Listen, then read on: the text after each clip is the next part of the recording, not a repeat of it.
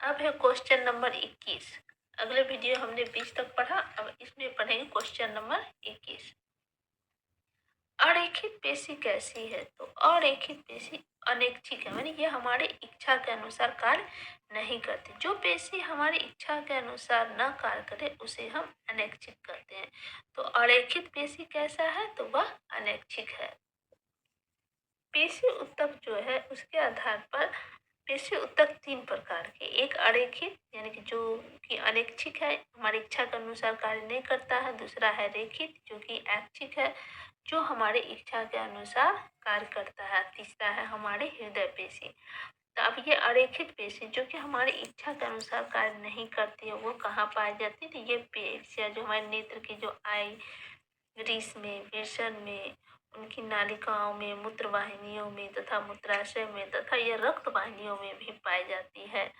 आहार नाल की भित्ति में यह अनुदैर्ध्य और गोलाकार पेशी के स्तर रूप में दिखाई देती है। अरेखित पेशी का जो संकुचन होता है वो जंतु के इच्छा के अनुसार नहीं होता, इसलिए इसे अनैच्छिक पेशी कहते हैं। तंतुओं पर पट्टियां नहीं होता, अतः इसे अरेखित पेशी तंतु भी कहा जाता है। आहार नाल के एक भाग से दूसरे भाग में भोजन का प्रवाह इसी पेशी के संकुचन एवं प्रसार के कारण होता है। अब क्वेश्चन नंबर 22 है, मांसपेशियां तथा अस्थियों को कौन जोड़ती है? तो हमारे शरीर की जो मांसपेशियां है तथा अस्थियां हैं उसको टेंडन जोड़ती है। कौन जोड़ती है? तो उसको टेंडन जोड़ती है। हमारी शरीर की जो मांसपेशियां है यानी कि जो मसल है, और अस्थियां यानी कि जो बोन है, जो हड्डी है, इन दोनों को जो जोड़ के रखता है वह टेंडन का कार्य होता है।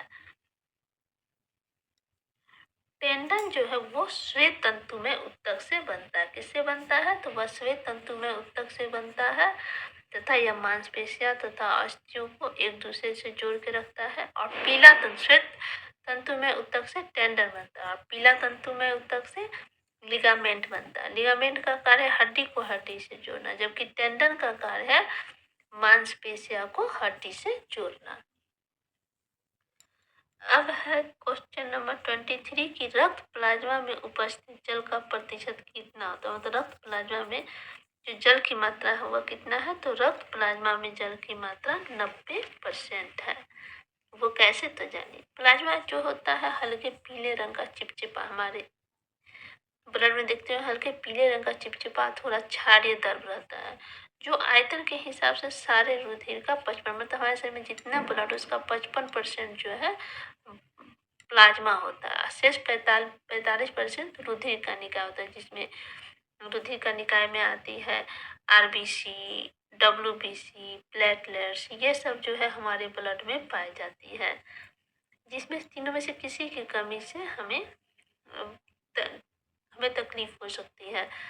जिसमें कि 55 मतलब कि प्लाज्मा जो है पीले रंग का चिपचिपा पदार्थ है और ये ब्लड का 55% स्थान लेता है। और 45% जो होता है वो रुधिर का निकाय होती है, जिसमें आरबीसी, डब्ल्यूबीसी एवं प्लेटलेट्स होते हैं।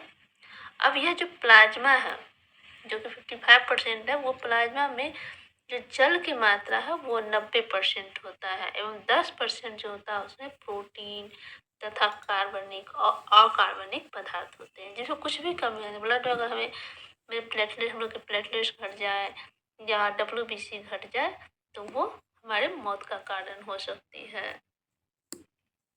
अब क्वेश्चन नंबर 24 है कि रक्त के थक्का बनने में मदद कौन करता है? तो हमारे ब्लड जो है उसको थक्का बनाने में थ्रोम्बोसाइट्स मदद करता है। कौन मदद करता है? थ्रोम्बोसाइट।